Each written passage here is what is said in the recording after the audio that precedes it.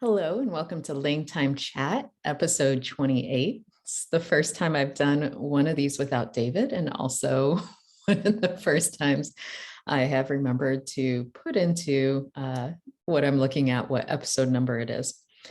Yeah, today's episode, or this month's episode really, is going to be different from others because it's just going to be me, and I'm going to be talking about a topic that is very personal to me, but that I know other people may understand and share with me. And so today's episode, the title explains it all here: Art and Anxiety, conlanging through imposter syndrome. So that is the topic of the day. So conlanging is one of my happy places. I mean, I love to create, whether I'm crafting with my hands, baking treats in the kitchen, drawing little animals on my iPad, or putting words together on the page. I love creating and having outlets for creative expression. I also love linguistics. Languages fascinate me, and my analytic brain has so much fun diving into patterns that are definitely there, but also in constant fluctuation. So it always feels like there's some sort of diversity going on. So of course I love conlanging, where creativity and linguistics meet in the most amazing kind of art. And yet the fun of it all, the beauty of it all, can sometimes get lost in the details when I'm actually conlanging. And three of my biggest hurdles are imposter syndrome, overthinking, and not having someone else in charge of the process. So in today's episode, I'm going to talk first through those hurdles, and then I'm going to shift gears and talk about the personal conlang project that I'm working on right now. So the reason I'm exploring this topic is because I know I'm not alone. And I really hope that by talking more openly about my own struggles, it might help someone else who is feeling some or all of what I'm feeling. So first up, imposter syndrome. So struggling with imposter syndrome means that I have difficulty seeing myself the same way that other people see me and my work. Looking in on my life, people probably say that I've done all the things I needed to do to be in the place I am today. I have a PhD in linguistics, which means other people have, professionals have validated that I've done the things I need to do to be qualified to talk about language and linguistics. I've, earned the full professor title at a university, which means colleagues and administrators validated my work as they promoted and tenured me twice. Other people I trust, say I'm doing good things, great things even, which is why I've won awards and why I'm in a position where people are willing to pay me to do something I love. So from the outside, it looks like I have everything together and am a powerhouse. And I know because people have literally said that to me. But imposter syndrome creates a false sense of inadequacy that no amount of external accomplishments or validation can cure. So all those things that I just mentioned, none of them are needed to be a conlanger. And having them doesn't magically provide confidence for a person struggling with imposter syndrome, which is why I can have all the qualifications, but still feel like it's not enough. And that's because on the inside, I feel small. I feel like people must not be able to see the real me if they think that I'm doing great. I feel like they must not be able to see how much better all these other people are doing the things that I do. And I feel like at any moment, it all could burst and come crashing down when they realize I don't actually belong. So it's like I have the chorus of Radiohead's song Creep playing on repeat in my mind. And if you don't know that, here it is. But I'm a creep. I'm a weirdo. What the hell am I doing here? I don't belong here. That is the chorus of that song. And it's hard for me to read the lines without singing, but also my singing voice leaves a lot to be desired. But every time I hear that, I'm like, I get it. It isn't that I think I'm a creep. It's more like I'm a creeper who has snuck into something better than I deserve. So not feeling like I belong, not feeling like I'm good enough to be where I am and doing, what I do feeds rather into the second hurdle, which is anxiety and overthinking. I overthink everything. I question everything, every little decision, and then I judge everything I do very harshly, more so than anyone else does, I think.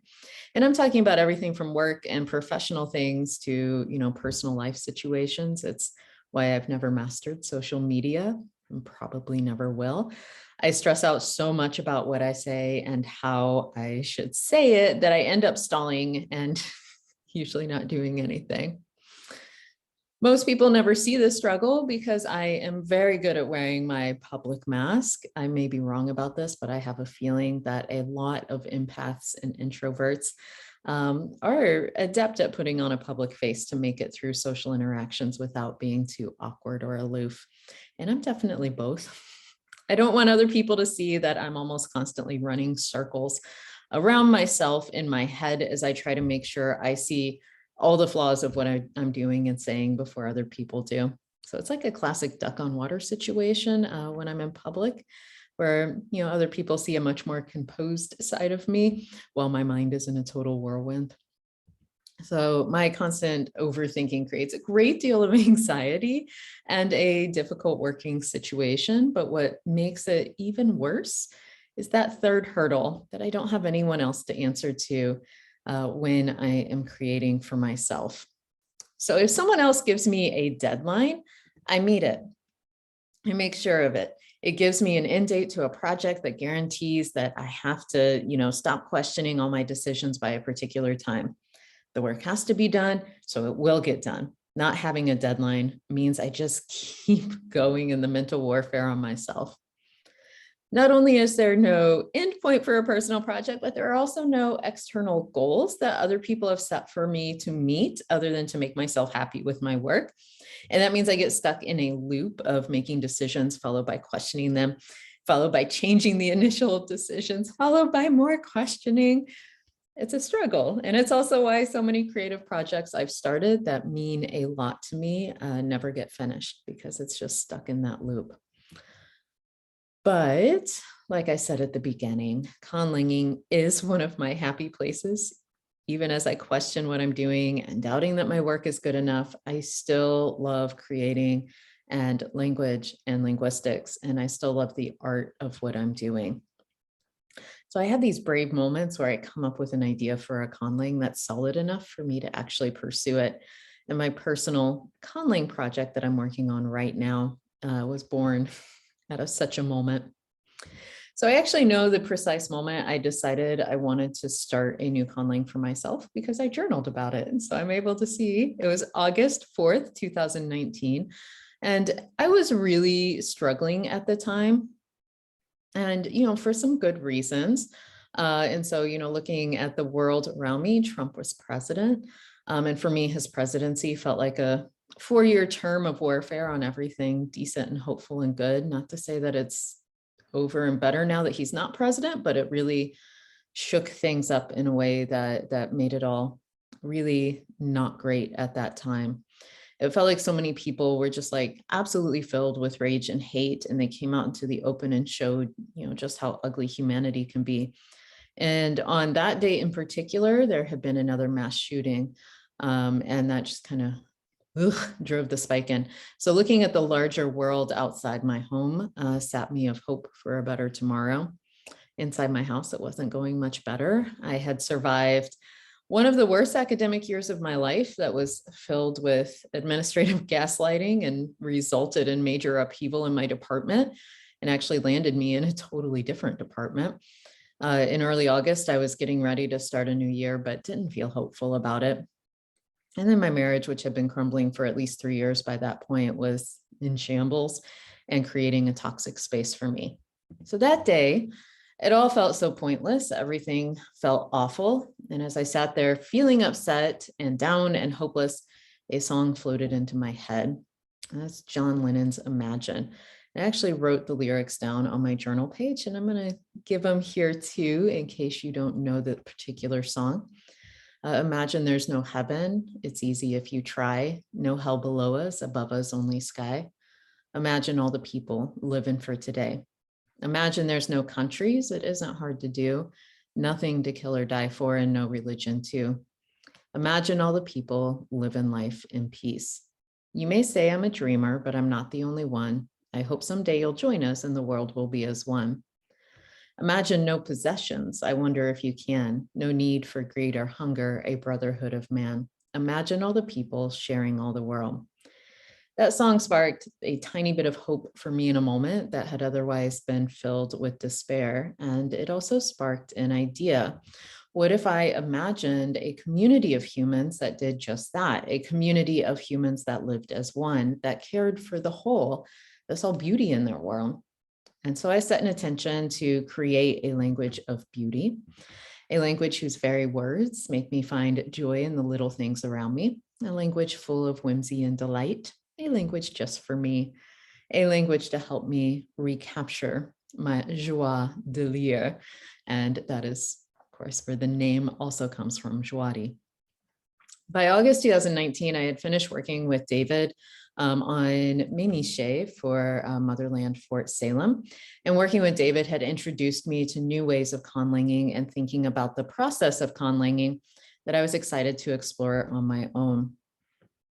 I was specifically inspired to evolve a language from protoforms, which was something I hadn't attempted on my own before, and to incorporate noun classes into the language. So I set to work. I got out a special notebook just for the project.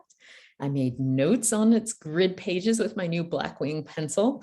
I made outlines for some evolutionary stages of the language and had ideas for root words that I jotted down. And then my brain took over. I started seeing the cracks in my outlines and plans and erased some notes in favor for others, but then wondered if the original plan hadn't been better after all. And life also took over. It was August. I was starting a new semester. I had work I needed to finish, which included, prepping for classes and also putting together a huge binder for my bid for full professor. So I closed my notebook and returned it to its shelf in my office and didn't look at it again for nearly 2 years. During those 2 years, life upheaved me. I mean, it upheaved all of us with COVID, but on top of living in a pandemic world, I went through major changes in my personal life that included divorce, personal grief, 3 cross-country moves, the start of a new relationship, and a change in careers. I needed to find my ground again as everything around me was in motion and unsettled. So I reached for that Joadi notebook and very, very slowly started writing down more solid ideas for the language. And so this is a brief introduction to what I have so far. So first and foremost, they are human speakers. So Joadi speakers are humans who live in a place that is essentially Southern Missouri, a place I chose specifically because it's where I grew up. It's what I think of first when I hear the word home. And so they live on Earth, but in an alternate reality where humans are better and kinder. They live in dense forested areas with a lot of rivers and creeks and caves, and they experience 4 defined seasons with hot summers, beautiful falls, snowy winters, and stormy springs. Joadi as a language is full of the sounds that I most enjoy hearing and producing. As anyone who watches LangTime Studio knows, I struggle with pronouncing a lot of sounds accurately and consistently, and I wanted this language to be one I could pronounce. Instead of walking through what I've outlined so far in the sound features, though, I want to focus on what I'm currently most proud of, which is how I'm organizing and documenting features of the language and stages of its development. So first, I organized the sound changes into different stages of language development, aligning sound shifts with grammatical shifts. And so, for instance, the first stage of development is when noun class prefixes and number suffixes were grammaticalized as inflections. And also some early compounds were formed. And then the second stage is when case marking became grammaticalized and early derivations started appearing. And so like right now I'm at 4 stages of development, again, aligning, these are the sound shifts that happen during this period, but also what happens during this period are these grammar things. So specifically demarcating the sound changes into those stages has made it so I know how to best combine forms at their boundaries to match how the language would have sounded, at that time and how it was shifting at the same time. When it came to compiling the dictionary, I came up with some ideas I rather like. As you see here, I'm quite proud of my dictionary. I have broken down the basic roots that I am creating for the language into semantic categories to better track what roots I have and how I want them organized into a full proto-vocabulary system. And so I have a table in my dictionary document to show how many roots I've created for each category. Here's what I have so far.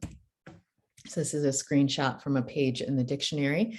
And well, if you're watching the video, you'll see it, or if you're looking at the slideshow, you'll see it. If not, I'm going to tell you, I have a table where I've got these semantic categories like appearance, body terms, category by the way of like how to categorize things and put them into lumps, communication, community, construction, emotion, fauna, flora, insects, interaction, meals, motion, structure, terrain, time, tool, and weather. And so those are my categories that I have so far. That's not to say that'll be all the categories I have by the end, but that's what I have so far. And then alongside each semantic category, I list how many roots there are already developed. So right now I have the most in body terms. I have 27 of those. Everything else is much lower. And for any that are set at 0, what that means is that I have lists of words that I want to make as roots. I just haven't created the forms for them yet. After the table in my document, each of these categories is then broken down into alphabetized lists of roots with their basic semantic meaning. So for instance, here is the start of the body terms list, the one that has 27. The start of that, I've got, just categorized under body terms, and then again in alphabetical order, asa, which is the inside of the mouth, mouth, but specifically the inside part. Af is the protoform of breath, aiza for body, and so on. And so, like I said, just keeping track like that. These lists help me keep track of what I've created and what the protoforms look like within each category, which in turn, helps me make sure I don't accidentally have all the roots within a single semantic category, starting with the same sounds. Like, oh my gosh, all my body parts start with an M. How did that happen? And then within the dictionary itself, I follow the method that David introduced me to. So where the Jwadi entries are organized into proto-root forms to show how the roots are expanded into noun classes. So the entries themselves follow the basic structure that David uses, and now that we both use, in LangTime Studio languages, but then I added in some extra features. So for example, what I'm showing right now in the slideshow is the entry for the protoform aush. That is the protoform. So inside that entry, there are going to be some really standard things that, watching LangTime Studio, you've probably come to know and expect. So, like listing the modern form. And so you see that the proto root at top becomes osh in the modern form. It's got, IPA, it's got lexical categories. Within this one entry, there are 4 different Jwadi words, osh, dimosh, iposh, and zosh. All of them are nouns. After each noun, I've indicated what noun class it belongs to. And so here, osh means wind and is a sky noun. Dimosh means breeze and is a night noun. Iposh is freezing wind or biting wind, like wind capable of causing frostbite. And that is an ice noun. And then zosh is, it means smoke, and it is a fire noun. And so those are the 4 labels there. And then I also use David's handy, register politeness indicator for each portion of the entry. And so all of them have zeros and curly brackets, which means they're standard words that could appear across any register, can be used in any company kind of thing. But if you're looking at the screen, then you may have noticed I have a couple of extra features that I added, including a proto at this stage form. And so in stage one, in its most beginning roots, in its proto form, the root is aush, A-U, and then the esh. But by stage two, so again, I demarcated those stages. At the beginning of stage two, the form has shifted to osh. And so that au diphthong became o during the first set of sound changes. As of right now, that stage two form matches the modern form of the word. So I don't provide any other forms. It's, they're all going to be osh from there on out.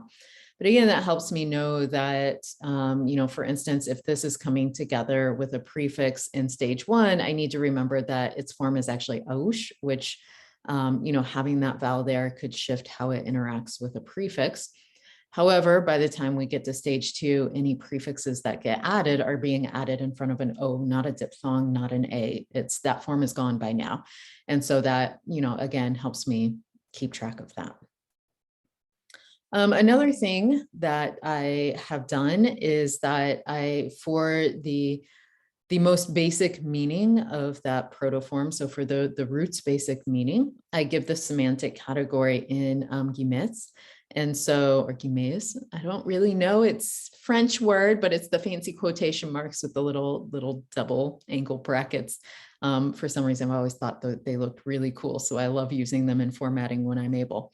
I've used them here to give in small caps the semantic category. And so osh, which is the modern form of that basic root, meaning wind, is the basic one, and it belongs to the weather semantic category. And of course, the way that I've done the semantic categories is just for my own brain, just the way I want this particular language to be organized. It could potentially belong to a completely different semantic category, in a different kind of system or a different way to think about the words. I forgot, as I slide through the presentation now, I forgot that I put circles around each feature so that way I can show what I'm talking about. And so I'm catching up now in my presentation to where I am talking wise. But for any protoform that shifts phonological shape in one stage of the language, but not another, I only list the forms that differ in that headword entry. And so, for example, another root is faisa. In stage two, that protoform has shifted and now looks like feza. And then in stage 2 and 3, there are no additional changes that occur to this root. So the sound changes that happen, during that time just don't apply to this particular root. However, then when we hit, as it goes into stage 4, it is now feza. Instead of feza, it's become feza. And that's its modern form. And so, yes, I right now have killed the central vowel schwa. I think David is rubbing off on me. But yeah, that schwa became an at the end. And so those are some things that, again, helping me keep track of where it is. I'm like double and triple marking some of this information. This particular entry is of a verb. And so this verb is included in the interaction. And so for me, what I mean by interaction semantic category is the way that the speakers interact with items and objects. And potentially even with other people, but it indicates a sort of interaction. And this particular verb means to put or to place something. And so that is feza. Another form that came out of this root, came out of the same one, is eza, which is a post position, meaning at, around, or near. And then it's cross reference to another entry. And I'll mention that again in a moment. On the English side of the dictionary, I indicate the basic root associated with each entry, so I know where to find its full information.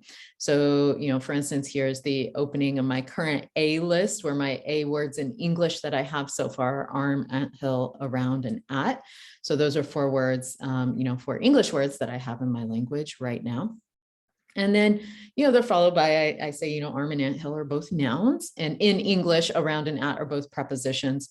In Juari, they will be postpositions. But then after each one where I give the Juari word, so like arm is jea, I then also follow that in parentheses with the root that you would need to go to, the entry that you would need to go to actually find arm, to actually find the listing jer. And this one you would have to go to dia. And so you have to go to the D's to find the entry, which is how this is helpful. So it's super helpful for me to know which root is associated with which modern form. Even more helpful, I could have guessed that J came from DI, just knowing, the way that my language works. But then some other ones, it's incredibly even more helpful to see those entries, the protoforms, because for instance, anthill is mevol in the modern form. But if you want to look at its full entry, you have to go to the proto root faul. So F-A-U-L became mevol because it's got a class prefix. So that me is a prefix marker and it's not actually part of the root. And then because it's got that prefix, it actually shifted that F to a V because of its environment. And so again, super helpful for me because I want to know where to find it. And it makes it easier to cross-reference information, as I'm trying to figure out where the full entry is. So the roots that they have, every root I have categorized as belonging to a natural noun class. And I've had a lot of fun working with these noun classes, by the way. I had never really done a noun class language until Menishe. And I loved it so much. I was like, I need to do this again. And so every nominal root belongs to a natural noun class and is unmarked when it's used in that meaning. And then semantic extensions are indicated through the addition of class markers that are marked with a noun class prefix. However, if a noun, a noun can be marked with its natural class prefix to shift the meaning from its basic root. And so, for example, Yanu is a nominal root and it means bone and it belongs to the stone class. It just naturally belongs to the stone class. It doesn't carry the ka, stone class marker, that prefix. You don't see it there in the word. However, if you do use kra, that stone class marker with Yanu, you get krayanu, which is a word in the language, but it means fossil. It still belongs to stone class, but being explicitly marked by that prefix actually gives it a different meaning. And so I've got some examples like this already built in, and I'm looking forward to figuring out ways to incorporate more like it. Other prefixes, so Yanu as a root can take other noun class prefixes for different meanings, such as Megyanu, which means marrow and is a dirt class noun. So another example, the root kra itself means stone and is of course a stone class noun.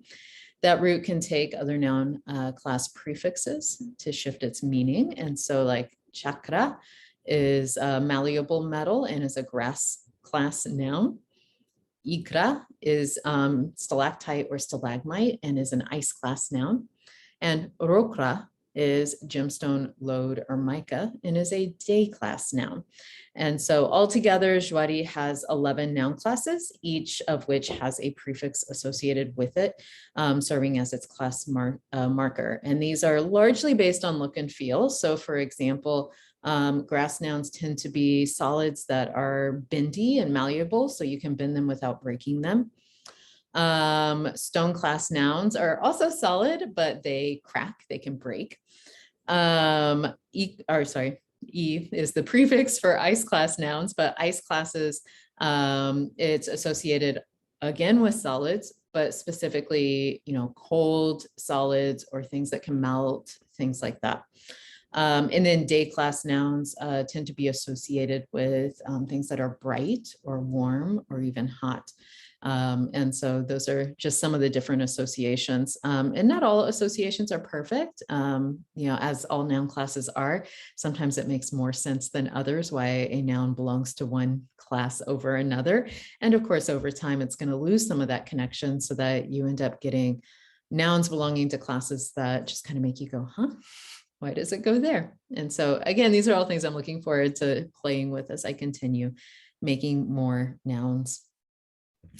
Jwari also has 5 plural suffixes that categorize nouns into classes based on how they're perceived in the plural. And so the semantic roots of the plural suffixes demonstrate those perceptions. So one suffix comes from a root meaning group in the collective animate sense. And so like groups of people or, groups of animals, things like that, that plural usually only goes on animate nouns. Another plural suffix comes from a root meaning mound or hill. And so, this is used to refer to nouns that are typically found in piles in the plural. The third one is my generic one, which also means group or set, but this is in the inanimate generic sense, like just things clumped together. The fourth one comes from the word or the root meaning well, as in like a water well. And this is used for nouns that when they're pluralized, the association is that it expands to fill a space rather than having individual units, that it actually kind of fills the space as more there. It's like the whole thing gets larger. And then finally, the fifth one comes from a root meaning ivy. And that's because it reflects the metaphor that they have in the language that I put in the language, that time is like a plant or a tree and that it grows vertically over time. And so that is used for like a lot of abstract nouns. A lot of them end up taking the ivy suffix. So another feature of Juari is that speakers can potentially choose to make distinctions based on, the chosen plural form. So for instance, anilu is cloud, belonging to a sky class noun. It actually breaks down into the sky prefix an, and then the root ilu, meaning down, as in like feathery down. So it's like feathery down you find in the sky. The typical plural for this word is anilui, and that's the well version of plural. And it indicates that clouds are generally perceived as growing and filling a space as they multiply, such as the sky. However, if a speaker wants to indicate that there are multiple distinct clouds in the sky, like it's not filling the sky, it's just, oh, I see 3 clouds in the sky, and they are all separate from each other. They can actually use the form aniluku, which means clouds, and it comes from that generic group set plural, where again, that indicates that the multiple clouds they're seeing are distinct shapes or units in the sky. As a side note, there's actually an older root in Juari that means cloud, which in its modern form appears as ma, also belonging to the sky class. But that root was reinterpreted to specifically refer to clouds that require taking note, such as a dark cloud or a storm-bearing cloud. So the newer word anilu refers to any cloud really, but more specifically a non-threatening cloud, like white fluffy clouds would be referred to as anilu, versus ma would be again like those dark clouds, because they're in a place like Missouri, tornado kind of clouds, thunderstorm clouds, those clouds where it's like, no, you need to be talking about them for good reason. And so that's what that older root that just meant cloud was reinterpreted to mean. So while noun class and number affixes are among the oldest forms, noun cases are a later development in the language. And so what happened was verbs grammaticalized as postpositions first, and then a handful of those further grammaticalized as case markers. So they appear after any plural suffixes on the root. Because these forms are later, they phonologically interact with stems in a different way than the other inflections do.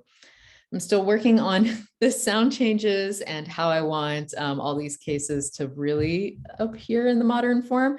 But here is what I have right now. So it's like a potential preview of where I might be going. It may stay this way. I may shift some of these forms. But I've got here an inflection table, if you will, for the root meaning person. And so the protoform is paila, where you have P, schwa, I, L, schwa. That was the older form. And so right now it's nominative singular form in the modern form is pela. So that's its current form. But then in accusative, we have pelam, genitive, pelto, dative and locative are pelas, and instrumental peljo. And then in the plural side, we have pel, just a second, I got to make sure I get the stress right. Pelia, And then in the accusative, peliam, genitive, peliato, dative locative, pelies, and instrumental, peliecho. And so those are the forms that I have right now. You can see that for the most part, for instance, the accusative is just the suffix im, at least in these examples.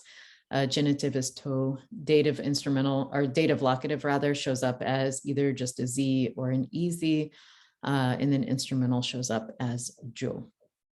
The dative and locative forms, I told you I'd come back to this note. If you recall, that postposition eza is cross-referenced with another root form.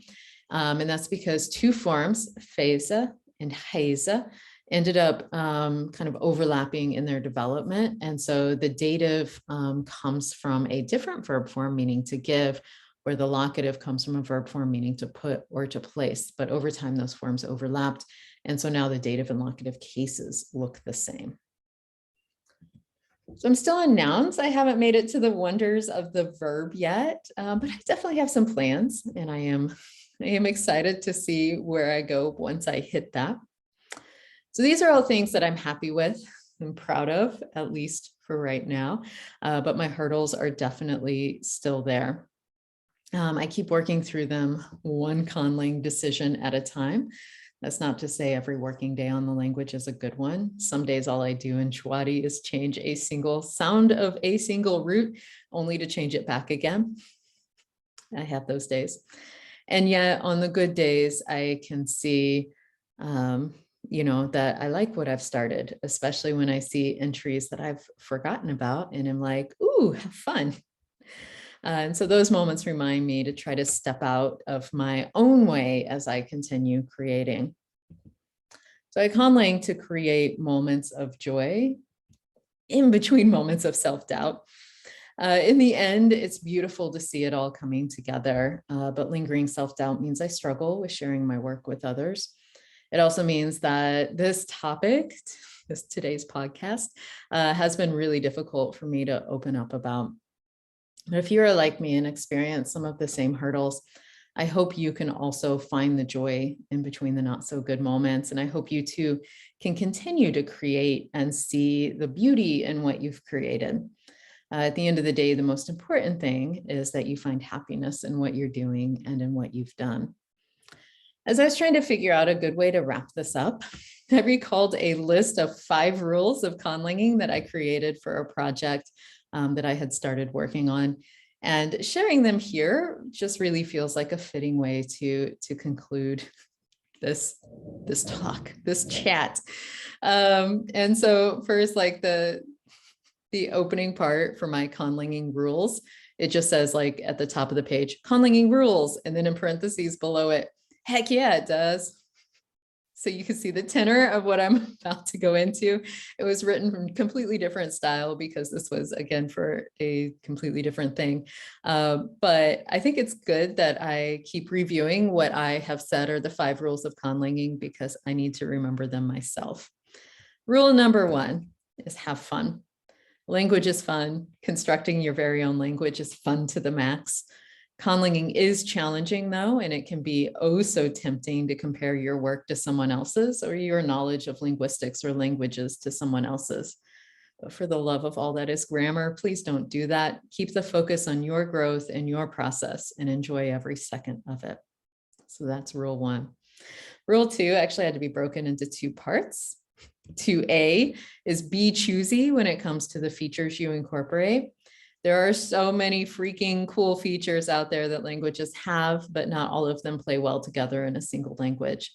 You might want to keep a running list of cool features you find but didn't include in your current project to remember for future conlang projects. Rule 2B is don't worry about making every decision a creative one. Some decisions are going to be more fun than others because you may have had a brilliant idea for a compound or source for an inflection. But not every decision will end up feeling brilliant. And that is not only okay, but it's actually necessary for making a language that reads and resolves more naturally. There is a reason, after all, that there are commonalities among linguistic features of languages that are totally unrelated to each other. And that's because there are just some language decisions that kind of feel more natural. And that means it's not necessarily creative or new. It's just, it feels good. Rule number 3 is remember that your conlang is yours. You get to decide what you want to do with it and how you want it to look and sound.